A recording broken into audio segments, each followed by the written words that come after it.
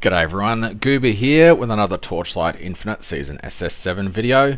This will be a bit of a build recap for day one. As you can see, I already have two characters.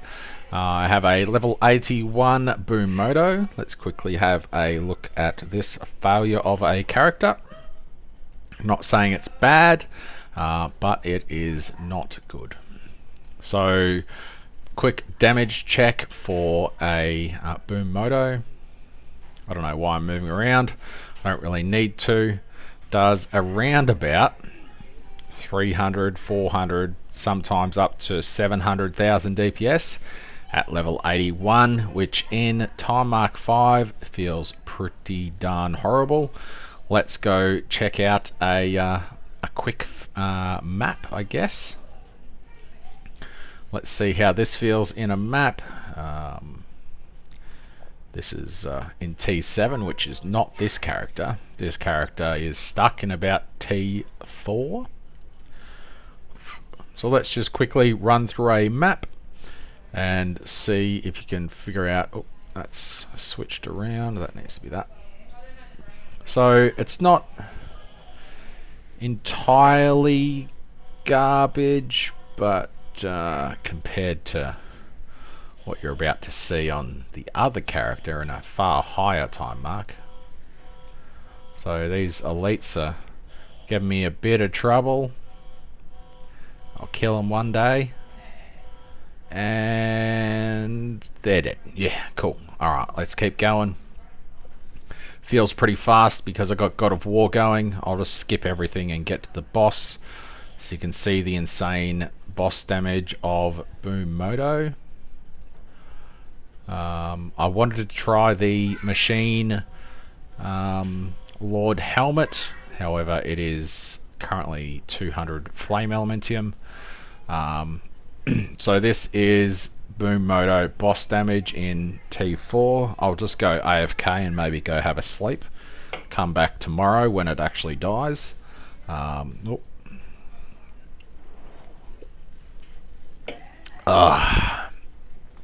And it's dead. Sweet.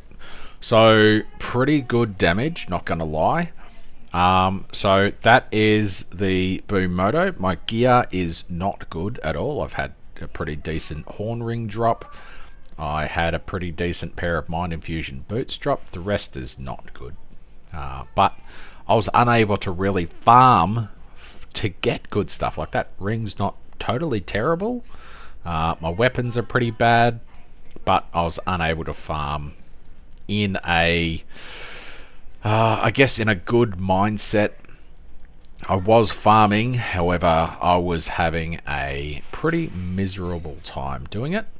So I was going to go to 86 and start a Youga2 from the cash shop item. However, I decided to just cut my losses because I was getting aggro and put MC Youga through the campaign. So let's just inflate Boom Moto's numbers and say that it was doing a million DPS, which it definitely was not. Here is MC Youga without using Swamp.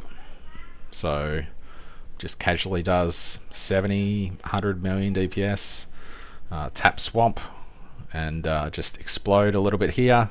So 120 million DPS. So roughly, I don't know, infinitely better than Boom Moto.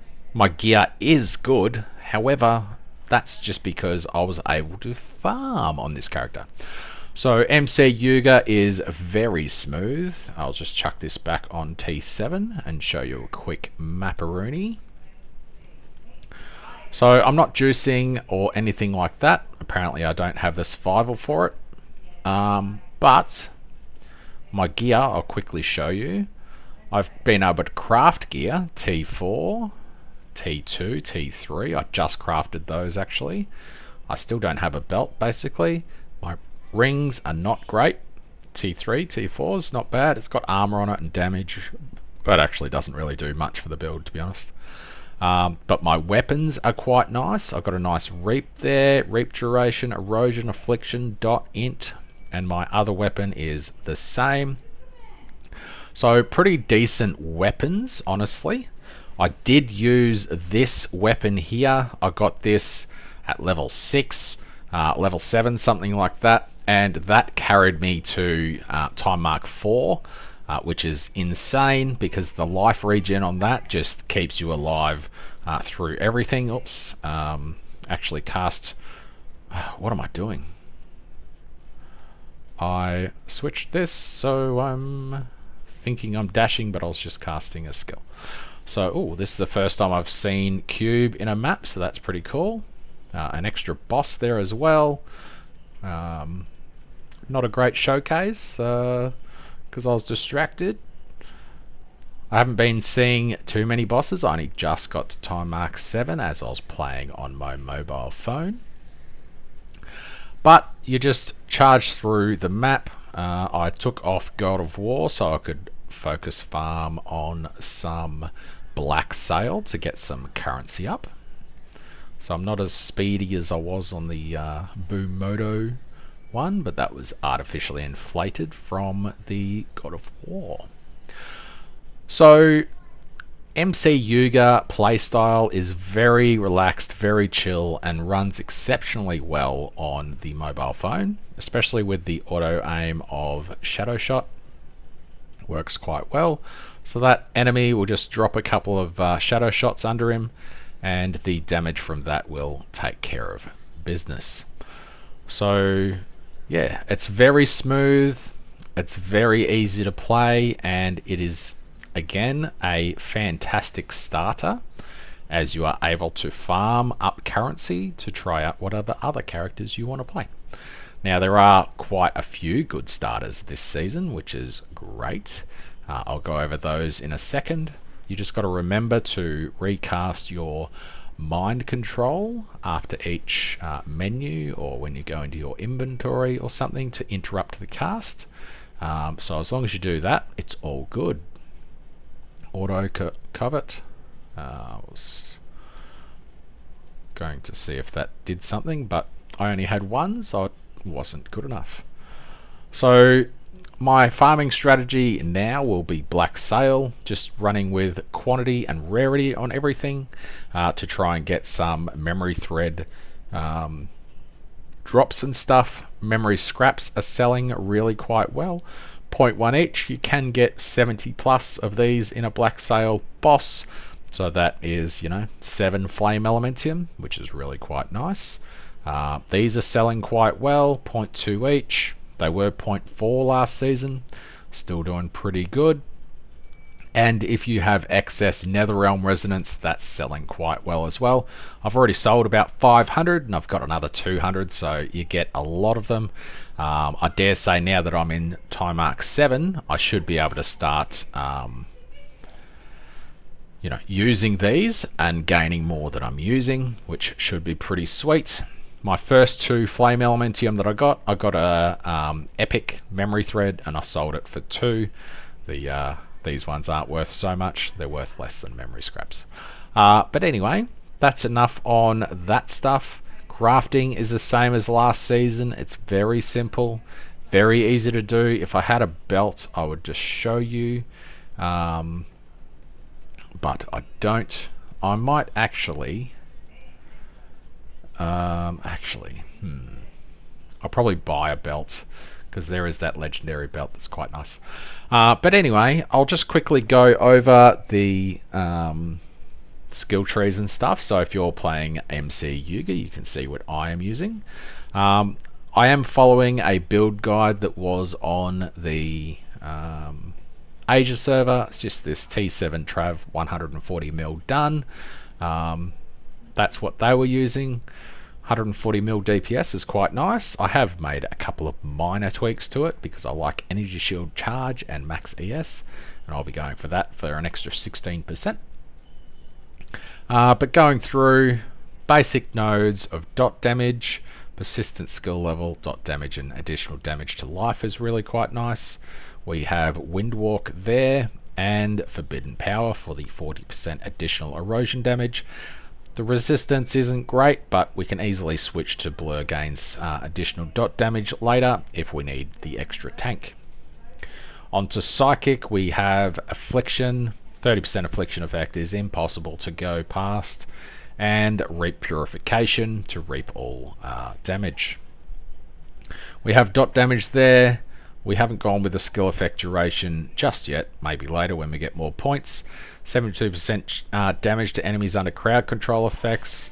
Damage to cursed enemies. Curse has a chance to paralyze, which I believe is a crowd control effect. And then onto here, this is huge. That is a lot of reap cooldown recovery speed. I have gone with Affliction effect here, with -10 to all resistances. I am hoping that all resistances cover Affliction. Well, it would cover erosion as well, so that's 10% less res for them. And then extra damage against cursed enemies. Finally, onto Shadow Master for 15% additional erosion damage and 15% additional damage applied to life. That is pretty huge. This would be nice if you were stacking mana, but we're not. And yeah, so that's really cool. The next one is Twisted Belief, +4 skill levels. Just, you know, it's hard to go past that. Erosion damage, erosion damage, damage, damage, damage, damage, damage, damage, damage, more damage at low life. You reserved most of your life, so you should be at low life pretty much all of the time, under 35%. So as long as we reserve 66%, we're good. Sealed mana and passive skill level. I haven't gone with this one yet, as I just don't have enough points. Onto my slates, they are pretty godly. I have 18% damage here, and I have 18% damage there. I did buy a candle for 3 or 4 flame elementium, which has some erosion damage on it. The end. Mind control, I will be trying to get the extra energy for this. That'll come with gear. As we are in time mark 7 now, we can start getting max energy gear and start rolling for T1 mods, which should be pretty sweet. Control spell, Reaping Agony, Cataclysm and Passivation. Reaping Agony on Shadow Swamp and Ground Divide. We have Starstalker automated. We have Corruption automated. And we have Blink with Magic Dash. One of the skills that we are reserving with is Rejuvenation. I actually need to reserve more life, so that's not good. I don't really use the life, so maybe I should do something else there instead. Maybe if I went Swiftness for extra movement speed, that would be better. Made no difference at all. I thought that was 20% and not 10. Let me look. Alright, that's better. So previously we had Rejuvenation there, which was regenning some life. So 85 life per second. I've switched that for Summon Frost Spirit. So Summon Frost Spirit gives you 3.5% max life and max energy shield every second. That should be pretty much better than the other one. And I can change this for... that doesn't really do anything for us. There is one of here that increases superpower. Yeah, look at that. Can I put that on and still be good to go? Yep, we've sealed most of our life here, so we're definitely good to go there. And that 3.4% is increased by 51% now, so that's pretty cool. And that gets rid of, that covers that, so we deal more damage now. Deep Pain with Restrain and Aura Amp. Magical Source with Seal Conversion and Aura Amp. And Erosion Enhancement. That'll probably have restraint or something on there as well. But that is all we have for now. So we've gone through talents, skills, hero traits. Standard here, there's not many options. Space time, cutting, and pause. And my hero memories are quite garbage. That's probably my best one. But yeah, not great. Can I get this one maxed? Yep. And I mean, that might be, it can be better, can't it? Let's see if we can get something better. Reap cooldown recovery speed, I'll take that any day. So that's pretty cool. We've got a couple here, nothing really special, but we are rolling black sails, so we should be able to upgrade those pretty soon. Getting some nice completions in here for the extra drops and stuff. I did get super lucky when I was rolling for this one. So I just wanted the last point in the purple pet, and I accidentally got the best RNG ever, where I managed to hit triple of the legendary season pet. So that was absolutely mental. Pretty funny, because I was just going for the one purple to finish that off, and I ended up with a level 4 season pet. So that is this class as it currently stands.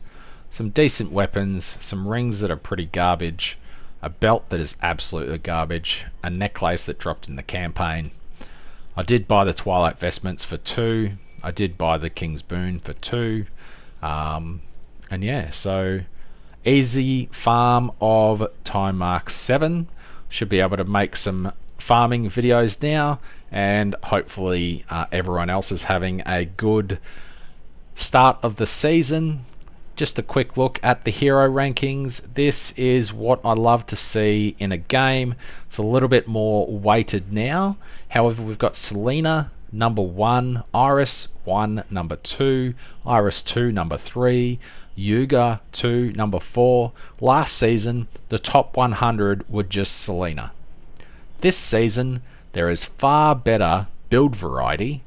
You've got a Youga 1 there, more Selenas. And going down, we'll start getting Erica 2, Erica 1. We won't see a Charge Moto, but Charge Rehan will be here somewhere, or Rehan 2. Rosa, or is that Oracle? Oracle. Bunch of Erica 1s. There we go, Charge Rehan. Marcus should be here somewhere. Trainer Sato's there. So Rehan's doing pretty well. And anywho, let's have a look at the Charge Moto. There is a 94. This guy must have some insane perseverance. But anyway, that's pretty much all I've got for this video. I am enjoying the Jiggle Jiggle. How good is that? And the league mechanic. It seems alright so far. We'll see how we go about it the rest of the season. Thanks for watching, and I'll see you. Did I cover everything? Skills, talents, heroes, pack spirits I didn't really cover. I'm just running these 3. That's the only legendary persistent that I have, and a couple of other persistents, and whatever drop spirits I have.